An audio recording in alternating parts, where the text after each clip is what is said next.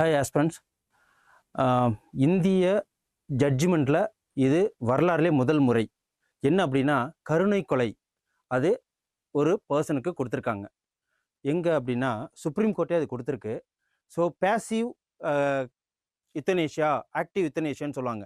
இந்த கருணை கொலைக்கு என்ன மீனிங் அப்படின்னா இங்கிலீஷில் யுத்தனேஷியா. ஸோ இந்த இதில் நம்ம பார்க்க போகிறது இந்த பையன்தான். இந்த பையன் பேர் ஹரிஷ் ராணா. இது அவங்க அம்மா அப்பா. இப்போதைக்கு அந்த நிலைமையில இவர் இருக்கிறாரு.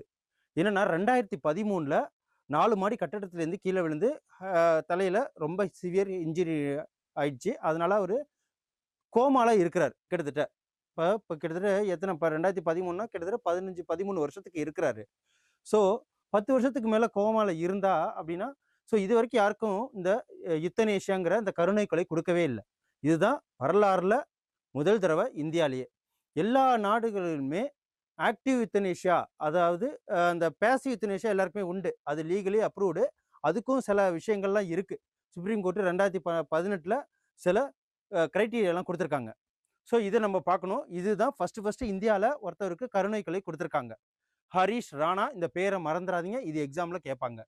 அதுக்கப்புறம் செயலற்ற கருணை கொலை, அதுக்கு பேர் பேசிவ் யுத்தனேஷியாவுக்கு பேர் செயலற்ற கருணை கொலை. இது 2 டைப்ஸ் இருக்குது. என்ன அப்படின்னா 2 டைப்ஸ் யுத்தனேஷியா, ஓகே, கருணை கொலை இருக்கு. 2 டைப்ஸ். அது ஒன்று ஆக்டிவ் யுத்தனேஷியா, ஆக்டிவ் யுத்தனேஷியா, அப்புறம் பேசிவ் யுத்தனேஷியான்னு சொல்லுவாங்க. இது மட்டும்தான் பேசிவ் யுத்தனேஷியா எல்லா நாட்டிலையுமே உண்டு. ஸோ இதுதான் இப்போதைக்கு செயலற்ற கருணை கொலைன்னு கொடுப்பாங்க. என்ன அப்படின்னா பேசிவ் யுத்தனேஷியானா இப்போ ட்ரீட்மெண்ட்டாக இருப்பாங்க. ஃபஸ்ட்டு ஒரு தடவை என்ன பண்ணாங்க, மெடிசின்ஸ் கொடுக்க மாட்டாங்க, ஊசி போட மாட்டாங்க, எந்த ஒரு ட்ரீட்மெண்ட்டும் எடுக்காம அப்படியே அமைதியாக பெட்டில் போட்டு வச்சுருப்பாங்க. அந்த ட்ரீட்மெண்ட்டு உடம்பு வந்து தானாக செயலிழந்து இறந்து போகிறது இந்த பேசிவ் யுத்தனேஷியாங்கிறது. அதுதான் இது. ஆக்டிவ் யுத்தனேஷியா அப்படிங்கிறது ஏதோ ஒரு ஊசி போட்டோ இல்லை ஏதோ ஒரு ட்ரக்ஸு கொடுத்தோ ஏதோ ஒரு விதத்தில் ஸ்ட்ரெயிட்டாக அவங்கள உயிரிழக்க வைக்கிறது. அந்த ஆக்டிவ் யுத்தனேஷியா எங்கே நடந்துக்கிட்டு இருக்கு அப்படின்னு சொல்லிட்டு பார்த்தீங்கன்னா உலகத்தில் இந்த 7 இடத்துல நடந்துக்கிட்டு இருக்கு. ஸோ இதை எழுதிக்கிங்க, கண்டிப்பாக கொஷின்ஸ் கேட்பாங்க. நெதர்லாந்தில் 2002 யுத்தனேஷியா இருக்கு, அமல்படுத்தியிருக்கிறாங்க.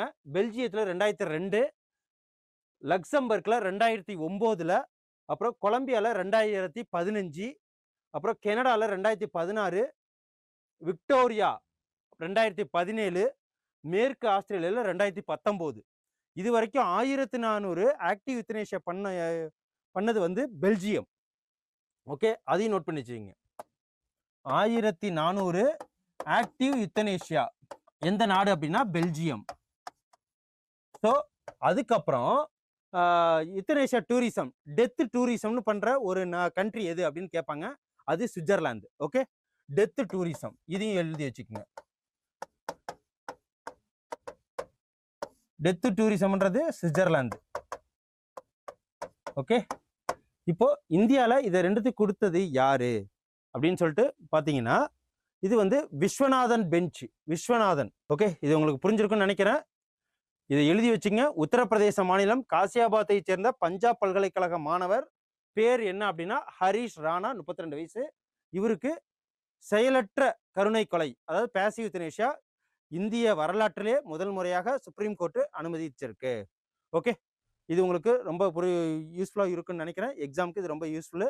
ஸோ அந்த பேசிவ் யுத்தனேஷியா நம்ம இந்தியாவில் இது வரைக்கும் ஃபர்ஸ்ட் டைம் இது இப்போ தான் கொடுத்துருக்காங்க ஹரிஷ் ராணாங்கிற பையனுக்கு. அது ஹிந்து பேப்பரில் எப்படி வந்திருக்குன்னு பாருங்க.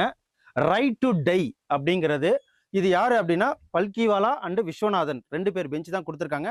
இந்த ஜட்ஜி யார் அப்படின்னு சொல்லிட்டு கூட கேட்கலாம். So exam point of view தான் எல்லாத்தையுமே பார்க்கணும். ஓகே, ஸோ இது பாருங்க. Supreme Court uphold right to die for man in vegetative state. So அவர் எந்த ஒரு ட்ரீட்மெண்ட்டும் கொடுக்க மாட்டாங்க. அவரை அப்படியே வச்சிருந்து அவரா இருக்க ஒவ்வொரு பார்ட்ஸாக வந்து செயலிழந்து போய் இறந்து போகிறது தான் பேசிவ் யுத்தனேஷியாங்கிறது. ஸோ இதுதான் பேசிவ் யுத்தனேஷியா, செயலற்ற கருணை கொலை. இது சொன்ன இல்லையா, withdrawing or withholding life. Okay, sustaining medical treatment, ventilators, artificial nutrition, other medical support, இது எதுவுமே தரமாட்டாங்க. இதுதான் வந்து பேசிவ் யுத்தனேஷியாங்கிறது.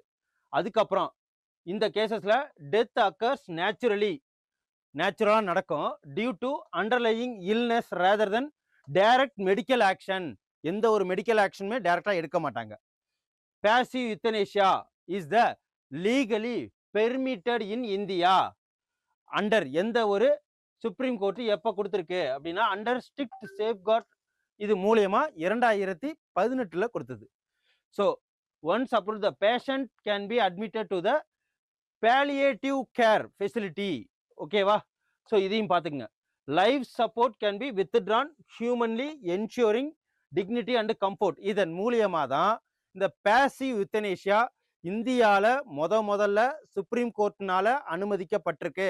அந்த பையன் பேரு ஹரிஷ் ராணா. ஓகே, ஸோ இவர் எய்ம்ஸ் இதில் தான் இருந்தாரு. ஸோ இது வரைக்கும் வரலாற்றில் இது வரைக்கும் இந்த பேசிவ் யுத்தனேஷியா யாருக்கும் கொடுக்கல. இதான் முதல்ல எக்ஸாம்ல கண்டிப்பா கேட்பாங்க. ஸோ இதை நோட் பண்ணி வச்சுக்கோங்க. ஓகே, நன்றி, வணக்கம். எங்க சேனலை சப்ஸ்கிரைப் பண்ணுங்க. இதே மாதிரி யூஸ்ஃபுல்லான ஒரு கரண்ட் அஃபேர்ஸோட டெய்லியும் வந்து உங்களை சந்திக்கிறேன். நன்றி, வணக்கம். Send a map. You dare to dream, we care to accomplish.